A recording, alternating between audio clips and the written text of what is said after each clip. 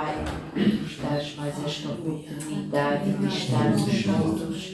E, Senhor, sempre é bom nós vermos como a Tua mão de proteção está sobre cada um de nós e os Teus propósitos continuam vivos e a chama do Teu Espírito continua acesa em cada um dos nossos corações. Senhor, Tu tens um propósito firme e duradouro, Senhor, para o que queres fazer nesta cidade e neste país.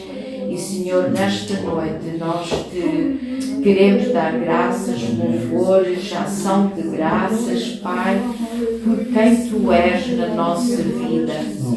E, Pai, ao nós abrirmos a Tua palavra nesta noite, vem falar a cada um dos nossos corações, vem reforçar a Tua obra na nossa vida, vem renovar o nosso coração, a nossa mente, o nosso espírito.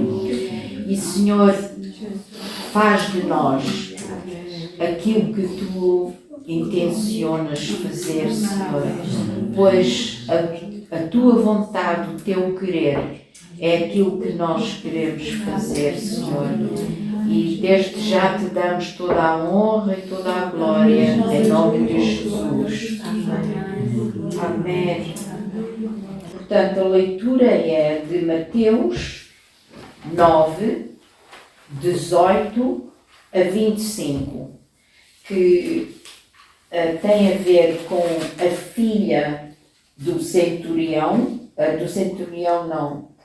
do chefe da sinagoga, a menina que estava doente e que faleceu, e tem a ver também com a mulher que tocou na orla do vestido de Jesus. O nosso texto nesta noite são esses versículos, mas antes de nós meditarmos sobre essa palavra, no versículo 18 diz assim, lê lá a primeira frase do 18. Dizendo-lhe ele estas coisas, eis que chegou o chefe e o adotou, dizendo: minha filha faleceu agora mesmo, mas vai, impõe a tua mão e ela viverá.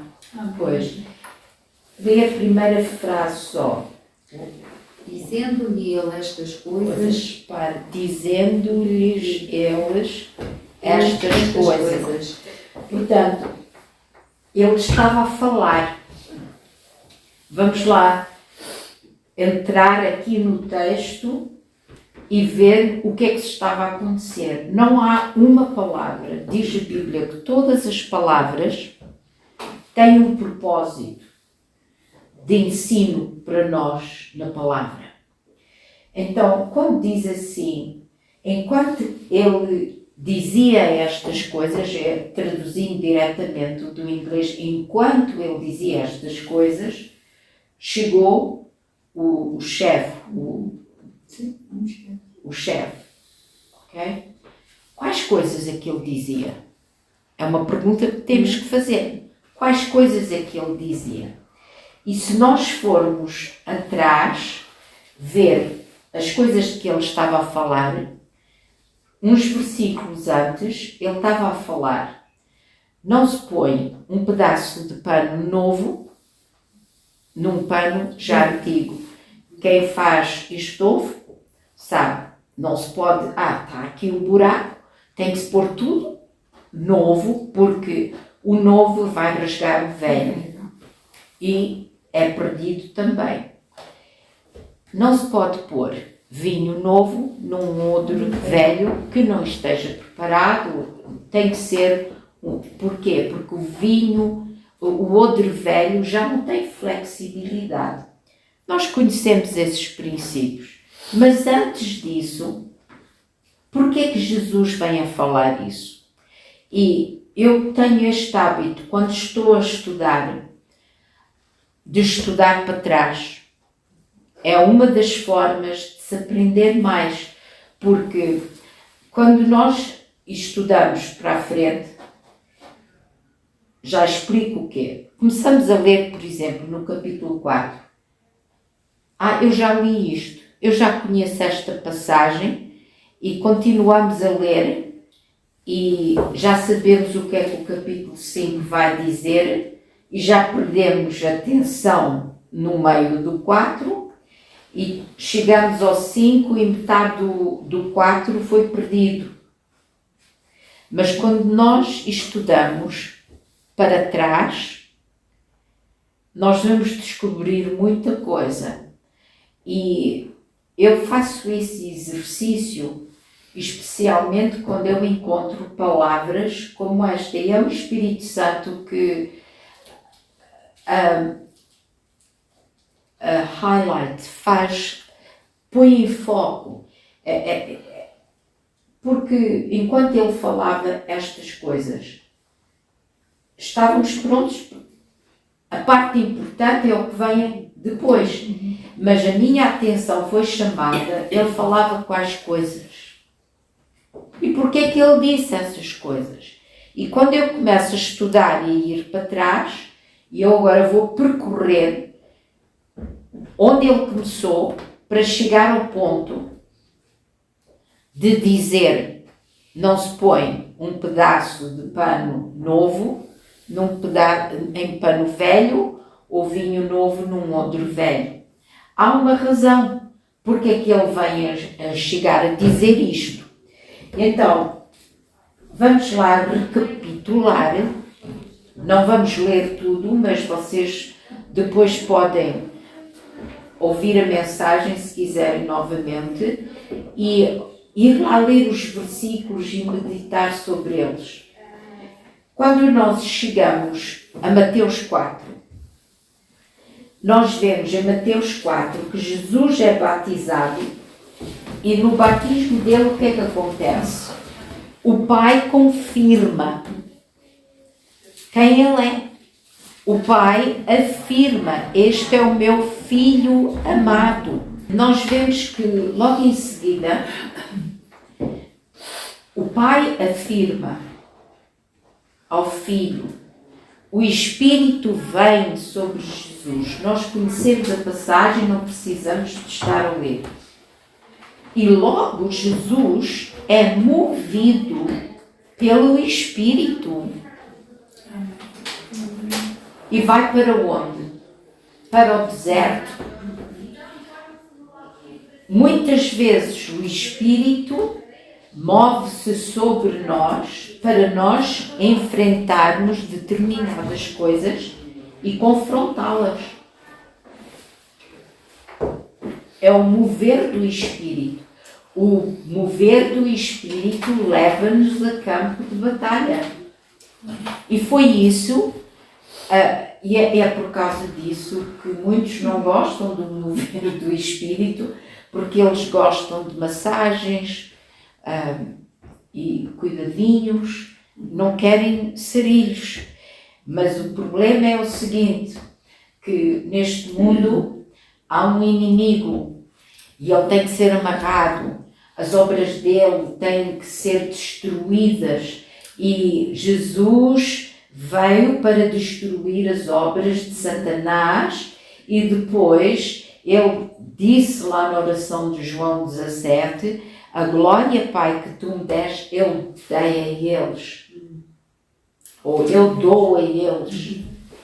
E no dia de Pentecostes veio o mover do Espírito para quê? Para nós continuarmos a fazer as obras que Jesus fez. E o que é que ele fez? Destruir as obras do diabo.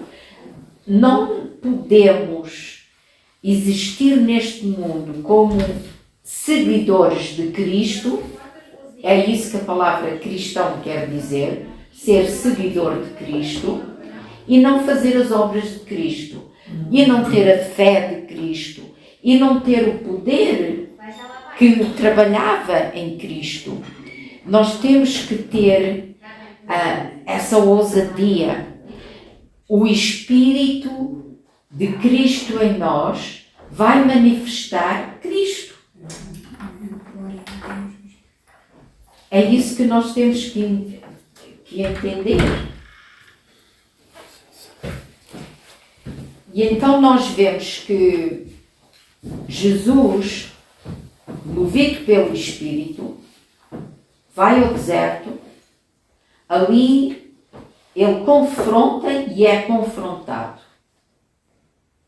E nesse confronto, ele vence todas as tentações, ele vence tudo o que lhe foi proposto e ele sai do deserto, não só movido, mas diz lá, ele vem pelo poder do Espírito. Ele foi movido, mas agora ele vem cheio do poder. E cada vez que nós temos determinados confrontos e depois vencemos, aquela vitória já está cá. O poder que adquirimos naquela vitória, nós já andamos naquele poder. O meu pastor é muito poderoso pelo Espírito, porque ele é um homem de batalha. E ele não é um homem de... Claro que ele ora muito, mas não são as grandes orações, é a grande ousadia que ele tem, é enfrentar as coisas que ninguém quer enfrentar, e ele as enfrenta pela fé, e é daí que a unção de Deus flui na vida dele, e ele é uma inspiração para mim e para o meu marido, e para muitos, para milhares no mundo inteiro, porque quando as obras de Satanás se apresentam no mundo, hoje, vão se apresentar onde? No mundo político, vão se apresentar no mundo económico, ele enfrenta essas coisas todas, ele fala, ele prega. Os olhos das pessoas são abertos para entenderem o que se está a passar hoje em dia e não andarem programados pela mídia, porque entendem o que eu quero dizer a mídia, não é? O jornal da noite programa a todos, e se o da noite não chega, o da manhã vai fazer mais trabalho. E aqui, o jornal da noite e da manhã e do meio-dia é uma programação social. Pouco tem a ver. Algum dia viram boas notícias no jornal?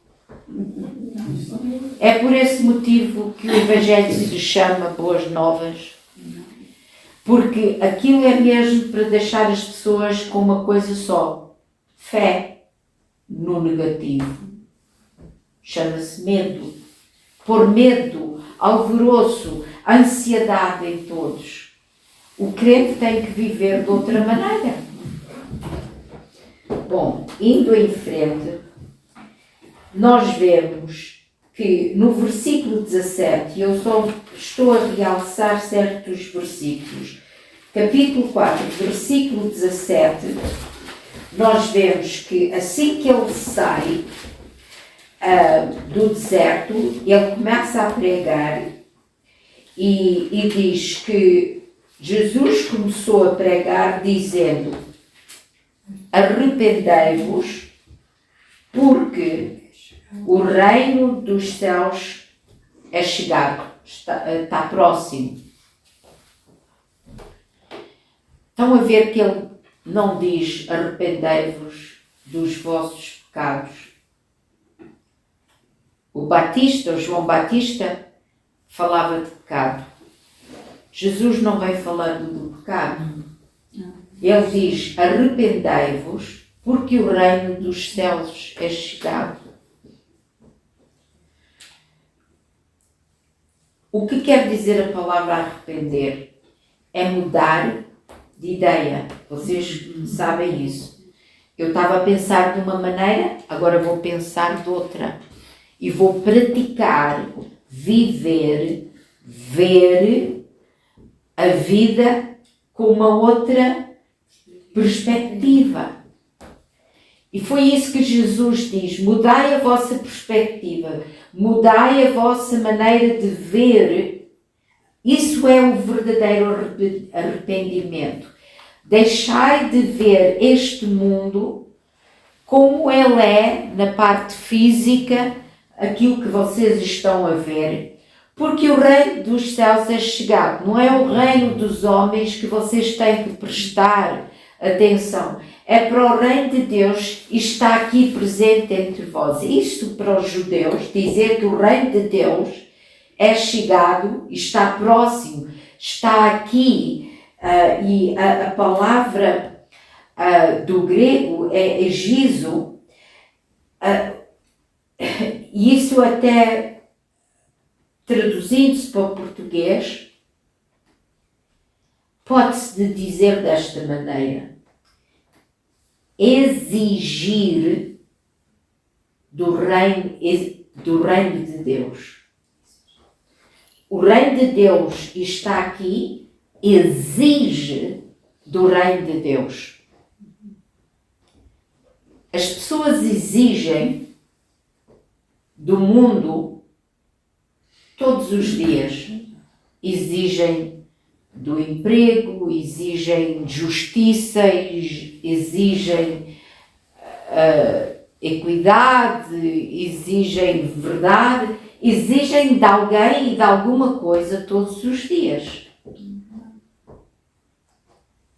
E a palavra no grego dá a entender, o reino dos céus está aqui, é chegado, essa palavra chegado, exigir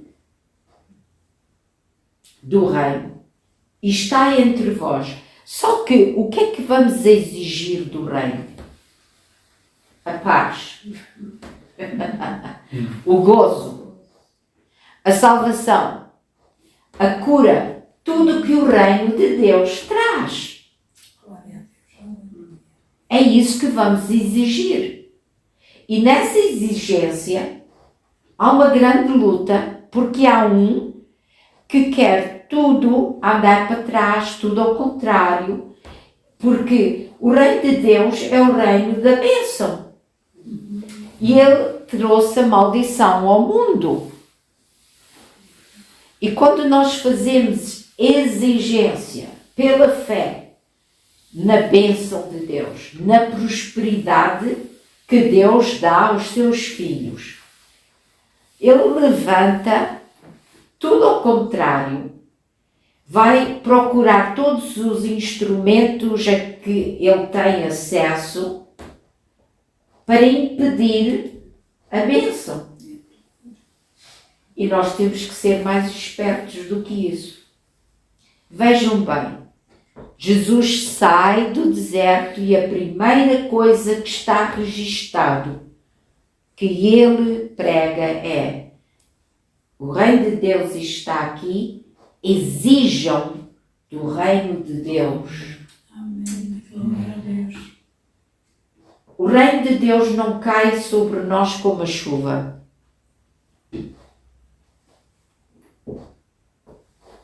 A chuva molha, quer a gente queira ou não. O reino de Deus tem que ser buscado. O reino de Deus, como Jesus diz, sofre violência e aqueles que o apanham tomam o reino de Deus pela força. Porque não é uma coisa que se pode tomar sem a violência que a fé é. A fé é um ato violento. A dúvida é um abalo.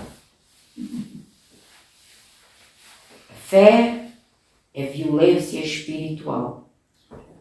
A doença vem e a fé é uma violência contra a doença. A falta de paz vem, os ataques vêm, a fé é uma violência contra aquilo. A palavra de Deus diz lá, a fé vem pelo ouvir e o ouvir a palavra. Sempre que nós vamos ouvir a palavra, se é a palavra, ok?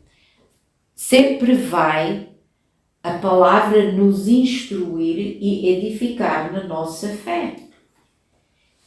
E fé sem ação é dormente, não existe. A fé só existe quando está ativa e em ação. A fé tem que ser contra algo. Tem que ser ativada. A fé é o firme fundamento de quê? Da esperança. Qual é a esperança que eu tenho? Eu tenho a esperança que se eu ativar a palavra, eu vou ter uma vitória. Eu não vou andar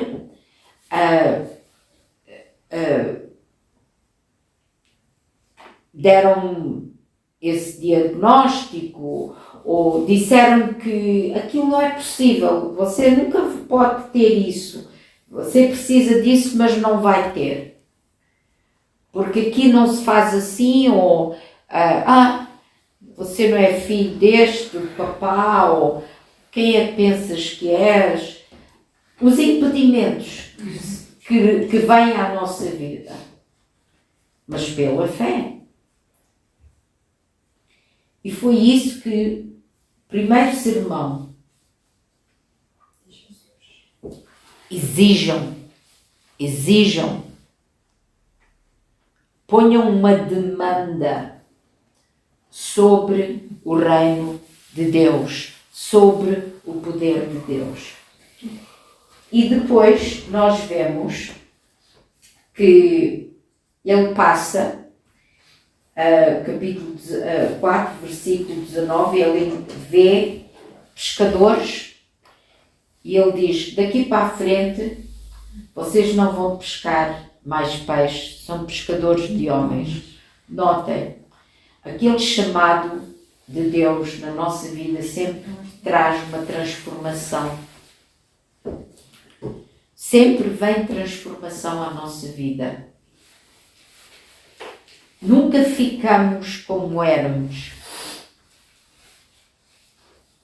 Aquele crente que não está em transformação constante está estagnado. E assim que a pessoa vê, mas eu estou estagnada, tem que acordar. Não está a louvar que chegue, ou não está a ler a Bíblia, ou está a assistir televisão a mais. Ok? Está com sentido nas coisas do mundo, na vida cotidiana, mundana, e está salvo, mas a fé não está ativa. Fé ativa está em confronto com algo. Depois nós vemos no capítulo 5, do capítulo 5 ao 7, é o sermão, o título da montanha. Mas vejam bem, Jesus diz, é chegado o reino de Deus. No capítulo 5, ele começa a descrever o que é que o reino de Deus é. Tal qual um político faria a palestra do seu mandato. Nós temos que ver as coisas como elas são. Jesus vem, diz, o reino está aqui, e depois ele começa a dizer o que é que o reino de Deus é. Ele dá o mandato do reino de Deus. Vão ler. Ele explica qual é o mandato dele. Ele explica qual a política do reino de Deus, do capítulo 5 até ao 7. E existem umas expressões durante esses 2 capítulos, onde ele diz para a multidão que estava a crescer, porque ele começou a falar com discípulos e depois era uma multidão. E dizia ele assim, ouviste que foi dito, eu porém vos digo. Ouviste que foi dito, eu porém vos digo.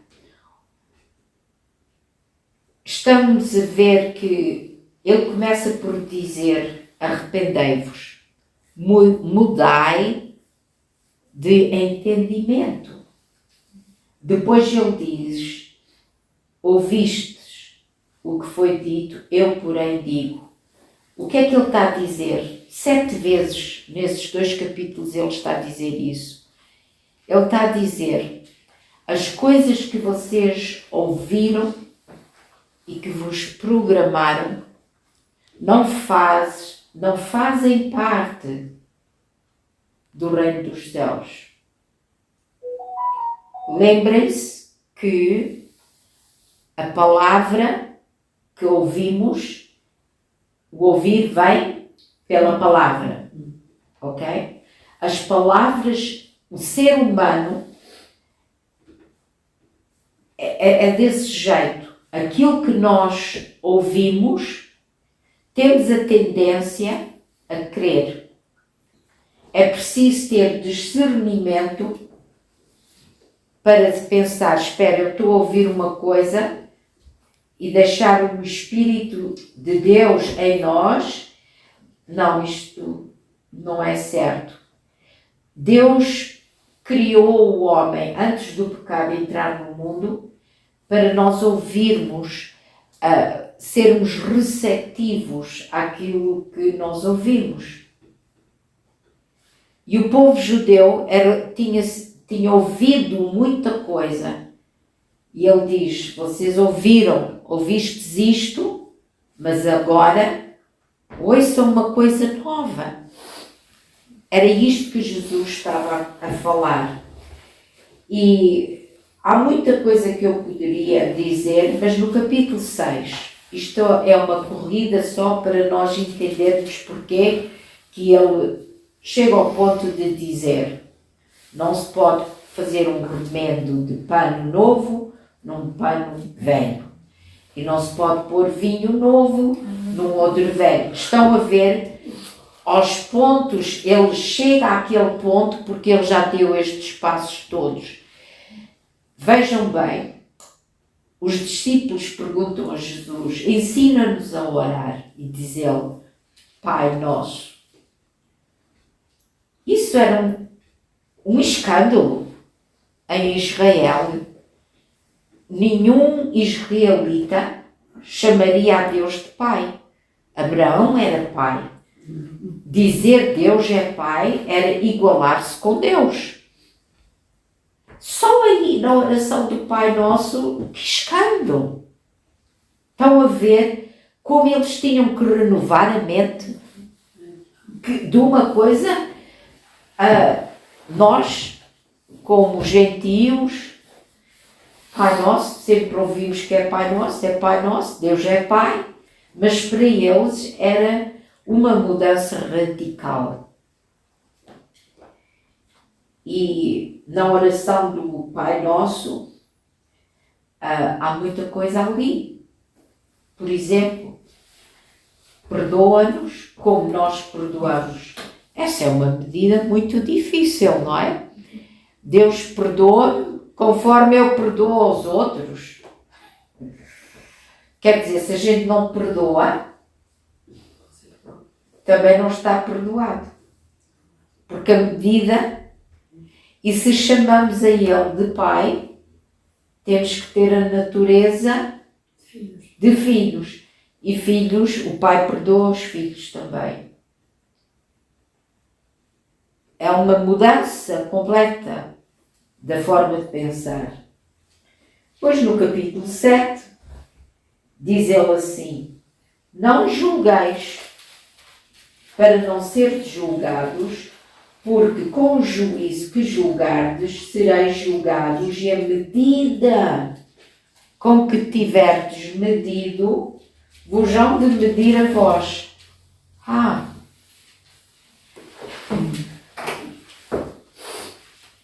Imaginem só, toda aquela maneira de viver dos judeus era, eles tinham 613 leis e andavam todos. Tu quebraste agora, não podias fazer isto e fizeste. Vá, um pombinho, vai fazer sacrifício. O teu pecado é maior, o teu tem que ser um pote. andavam de polícia, uns em cima dos outros. Não julgueis para não ser julgados. Quer dizer, Jesus estava a dizer, daqui para a frente, é o Espírito quando o Espírito estiver em vós, é o Espírito que vos vai ensinar, é o Espírito que vos vai dar a verdade, e ele ensinou isso, não é? É Ele que nos convence do pecado e da justiça. E nós não podemos reagir ao Espírito como reagiríamos a uma pessoa que nos está sempre a corrigir. Mas quando a pessoa... vou dar um exemplo. Eu tinha um tio que não gostava nada de limpar os sapatos e então ele não adiantava. A minha tia era muito esmerada na limpeza, mas ele ia para o quintal e pimba, para dentro. E depois ela corrigia-o, mas até os dois morrerem nunca se alterou nada. E ele sempre continuou a entrar com os sapatos cheios de lama e ela ralhava todas as vezes. Só que a nossa vida com Deus Pai não é Deus estar a contender connosco. Quando Ele fala, temos que ter aquela Senhor, falaste uma vez, ajuda-me. Eu vou mudar, eu vou andar para a frente. E não é a medida das pessoas à nossa volta, porque Deus pode me corrigir a mim numa coisa que ainda não corrigiu a Paula, por exemplo. E há de chegar o dia que há de falar com ela. Eu não sou a voz do Espírito na vida dela. Nenhum de nós é a voz do Espírito, nem a voz da consciência do outro. Muitas vezes, se a gente vê uma falta de qualquer coisa e que a pessoa não está percebida, se Deus nos dá essa abertura, podemos fazer uma pergunta, mas nunca estar sempre ali, porque nós não somos a medida da justiça, nem da verdade, e é o Espírito que tem que fazer o trabalho nas pessoas. E este versículo, que a medida com que medires, serás medido. Há muitos anos atrás eu aprendi uma lição grande, porque eu ainda não sabia que era assim que este versículo funcionava e eu ainda não tinha aprendido para não me intrometer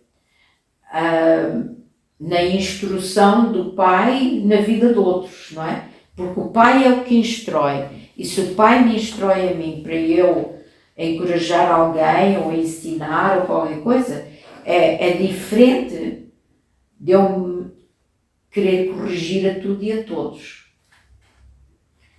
E eu fui instruir alguém pensando que estava a fazer uma grande proeza. E até que a pessoa recebeu bem, não houve problemas.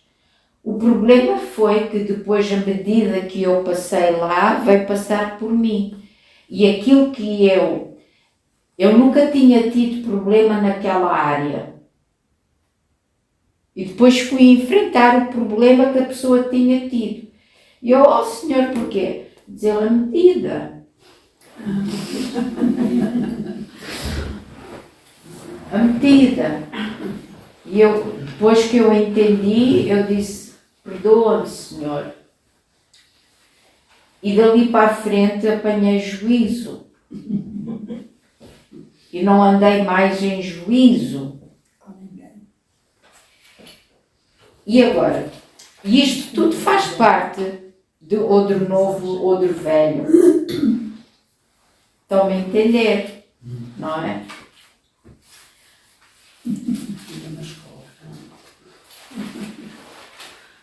Capítulo 7, versículo 21, diz ele assim: nem todos que dizem Senhor, Senhor entrarão no reino dos céus, mas aquele que faz a vontade do meu Pai que está nos céus.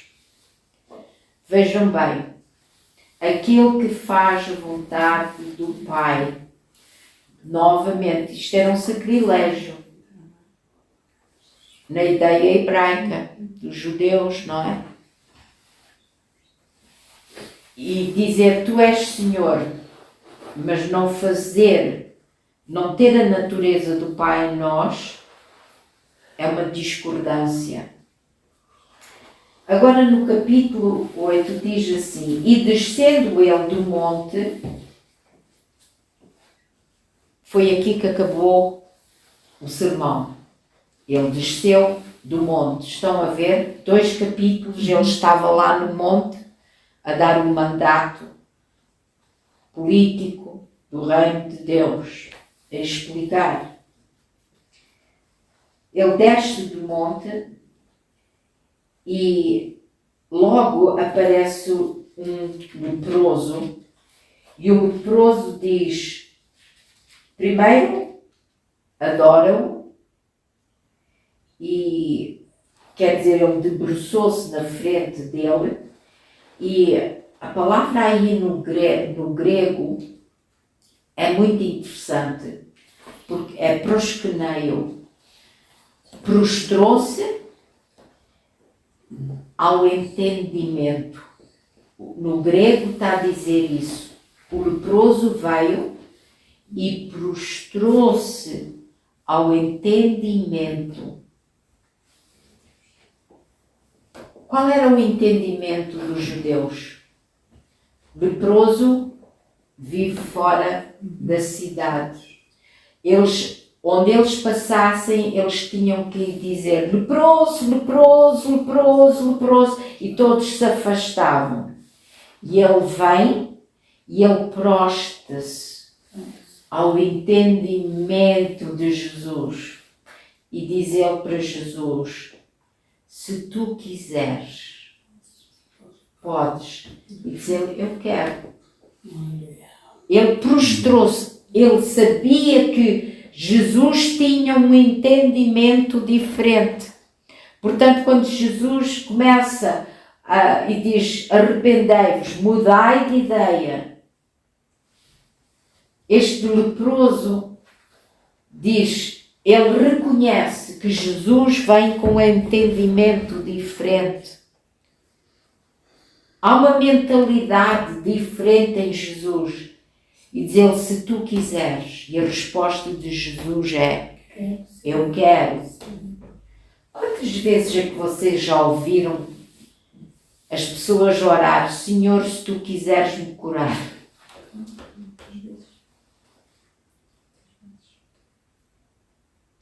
Ora, já somos filhos pelo sangue, regenerados pelo Espírito. Isso é uma oração que se faça, se tu quiseres, Senhor. Ora, Ele já não pagou o preço, Ele já não mandou, Ele já não fez tudo.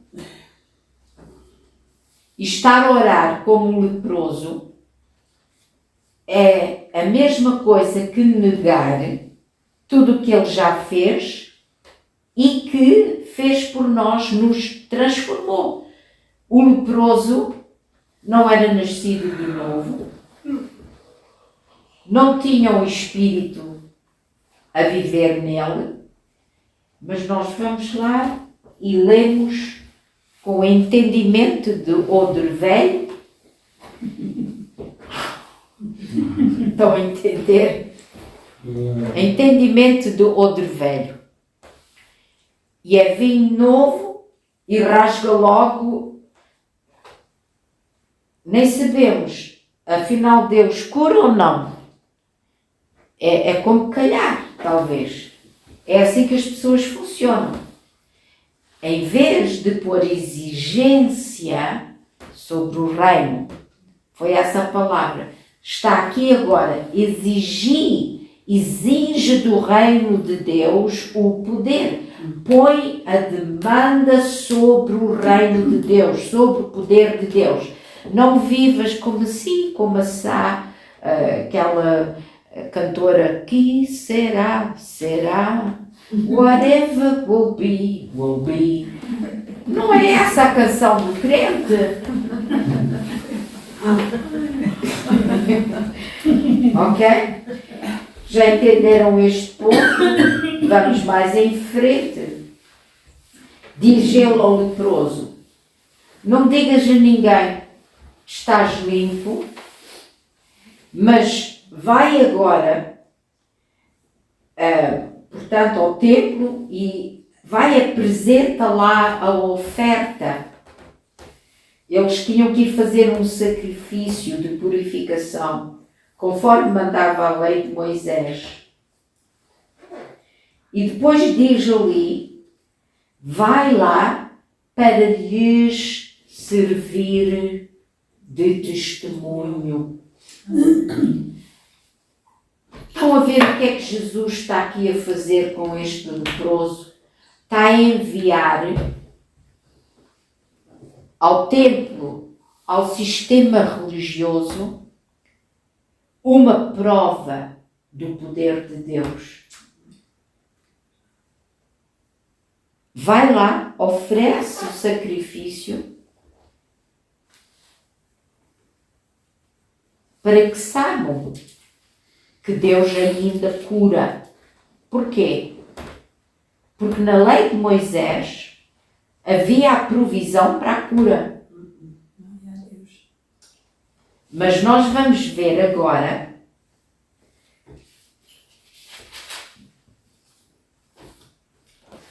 no versículo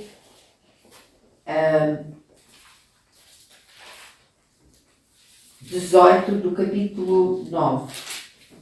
Portanto,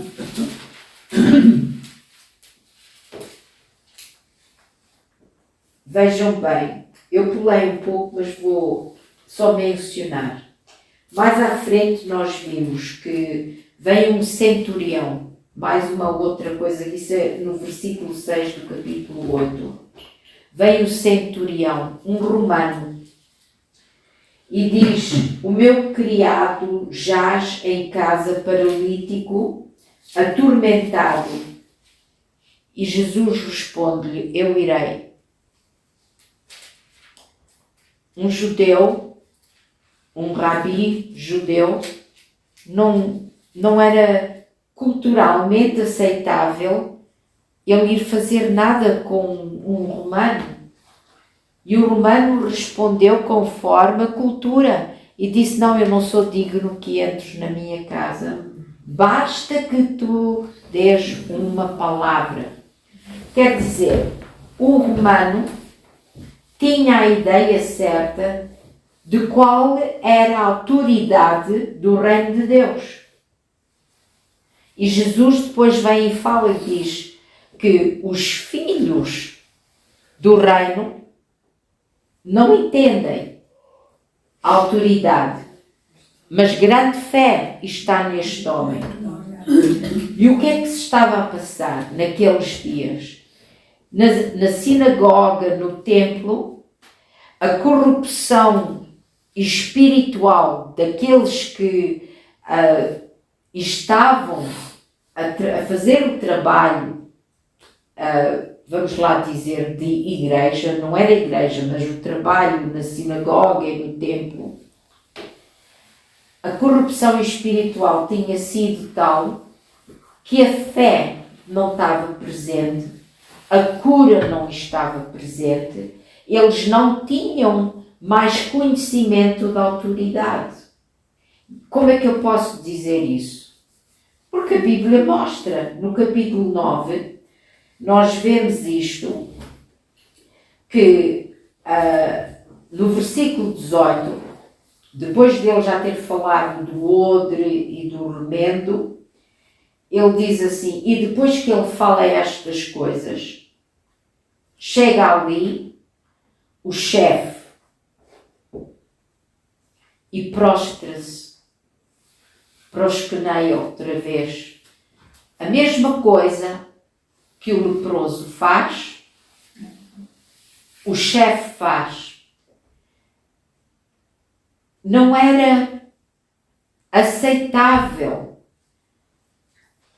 alguém se debruçar, prostrar Glória a Deus. perante um homem ou um sacerdote. Não se fazia isso. Mas eles o fizeram porquê? Porque eles estavam reconhecendo a autoridade, o poder, a presença. E é só isso que muda o coração das pessoas. E este chefe diz: a minha filha acaba de morrer, vem e põe a tua mão sobre ela e ela viverá. Quer dizer, o chefe da sinagoga ainda não tinha perdido a fé. Glória a Deus. E Jesus levantou-se e seguiu. E enquanto a menina, vejam bem, tinha 12 anos. E é uma coisa interessante. E lê o versículo 20, faz favor.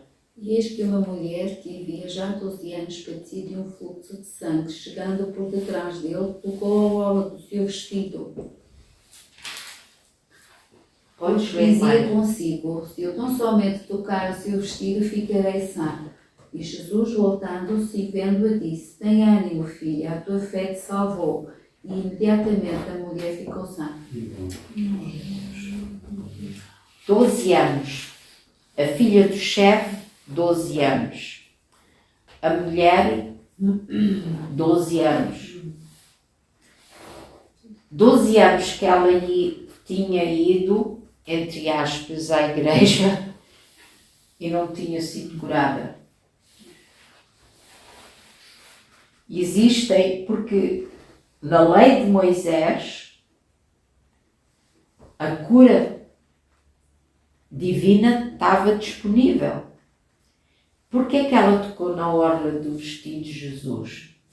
E eu queria ter trazido uma foto da veste, mas vou explicar. Portanto, na túnica exterior, debaixo, eles tinham, eu não sei como se diz em português, as mulheres usam combinação, não é? Sim. Era um estilo, vamos lá pensar assim, um estilo de uma coisa interior, Uma camisa interior. uma camisa, mas que não era como nós usamos Sim. camisas hoje, Até baixo. era até baixo e nas bordas tinha 2 buracos de cada lado. E era ali que punham as franjas da oração, que representava a lei de Moisés. O que ela tocou foi naquelas orlas. Noutras palavras, ela estava a exigir a cura do corpo dela da palavra. A lei era a palavra que eles tinham. E ela diz: se eu somente tocar lá. O que é que ela fez? Ela foi exigir da palavra o que ela precisava. E quando ela pôs a fé na palavra, da palavra veio a solução. Instantaneamente. Até ali, a lei, sem o poder de Deus, eram letras.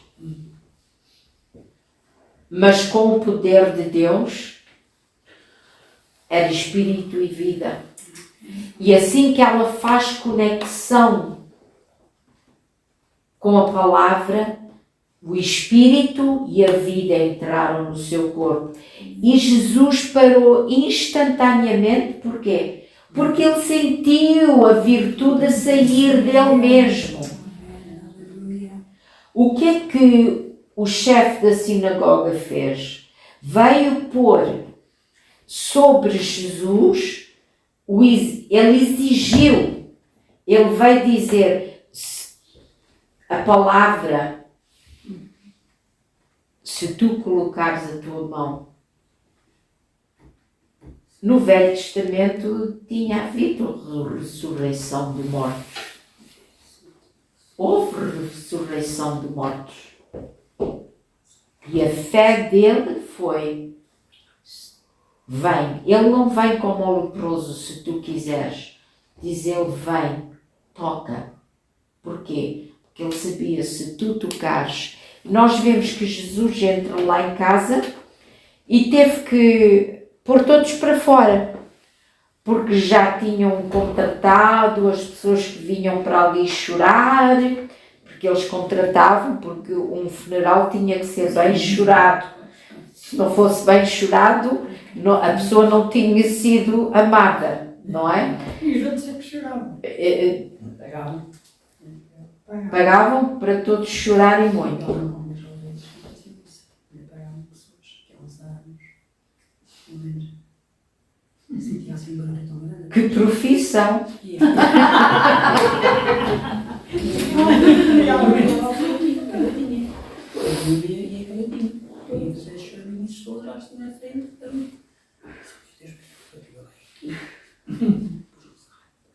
Já sou chorona, mas assim. Deixa-me ficar tão triste. Só ali, caladinha. Pois. 5 centímetros. Jesus teve que fazer uma limpeza, Ainda bem. dizer, para fora. Todos sem. Ele pensa, ela não está morta, está a dormir. Ele não bate bem. Foi assim que eles reagiram. Ele entra lá e ele diz à menina: levanta-te. E depois ela logo teve fome. Vejam bem que 12 anos, aquele que tinha a chefia daquilo que era de Deus, ele tinha a chefia, mas não tinha a mão sobre aquilo que ele estava a chefiar. Porquê?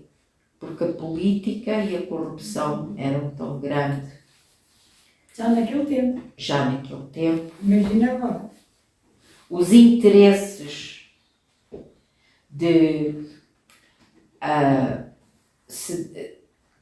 económicos, políticos e de sobrevivência com Roma, tudo era calculado. Como é que isto nos vai afetar?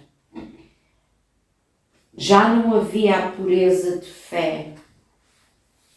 E Jesus vem nessa altura ao mundo. E é nesse mundo que ele vem fazer a apresentação do Reino de Deus. E o Reino de Deus está conosco na terra agora. E o Reino de Deus não é a igreja. O Reino de Deus abrange muito mais que a igreja. Lá em Efésios diz que Jesus desceu e depois que ele subiu, não é? E quando ele subiu aos céus, ele deu dons aos homens. Não foi só dons à igreja. Diz lá, Deus deu dons aos homens e à igreja. Ele deu. E o reino de Deus está na terra, mas há um confronto. E nós estamos a viver um confronto muito grande agora entre o reino de Deus e o reino dos homens. Porque o reino dos homens agora está completamente aberto e influenciado pelas trevas. E a luta é desses dois lados. Um contra o outro. Não é o reino de Satanás. Nunca, a Bíblia não mostra que Satanás é rei de nada. Ele é só trevas. É o rei das trevas. Não é rei. Um rei tem que ter uma coroa. Tem que ter havido uma cerimónia para dizer estás coroado. Pai da mentira e murderer, portanto, aquele que matou, E roubou. assassino, não é? Mas eu sei que as traduções usam a expressão reino, mas ele é isso, ele é trevas. E as trevas têm infiltrado muito a igreja. E Jesus fala disso em Mateus. Ele diz que no fim dos tempos terá o joio do trigo. Não fala lá? Bodas de ovelhas. Quem está limpo, limpe-se mais. Há definição. Nós estamos a viver hoje no dia de definição. E não é para nós começarmos a dizer, olha, aquele ali, estás a ver, aquele vai ali para as trevas. A gente não sabe. Quando não estamos bem com aquela companhia, apartamos-nos. Não estamos bem com a associação com uma determinada pessoa, apesar dessa pessoa ser crente, temos que nos separar. E vai em tua paz que eu vou na minha. Deus sabe o que Ele quer fazer com as nossas vidas.